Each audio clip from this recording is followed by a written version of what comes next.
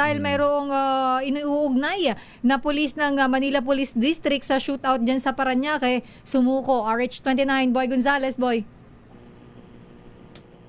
Boy. Sister Ella Lakay Dayos, voluntaryong sumuko sa Ermita Police Station ang isang pulis ng Manila Police District matapos maiugnay sa isang umalis shootout sa incident sa Macabagal Boulevard, Parañaque City noong April 15. Kinilalang sumukong pulis sa isang Police Senior Master Sergeant, 38 anyos, kasalukuyan nakatalaga sa Station 5, residente ng dito sa Maynila. Batay sa ulat, limitaw ang larawan ng sa isang gallery sa official Facebook group ng Himpilan kung saan isa umano ang pulis sa mga sangkot sa insidente. Agad itong sinagot ng pulis sa post sa magitan ng pahayag na bakit ako nandyan bago nagpasyang sumuko upang linawin at linisin ang kanyang pangalan sa utos ni Station Commander Police Lieutenant Colonel Jun Paulo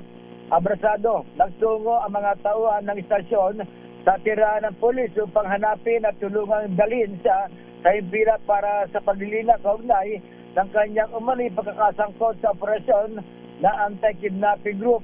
Dakong 1:15 kanina madaling araw, dumating ang pulis sa istasyon kasama ang kanyang asawa at sinailalim sa panayam ng Station Commander.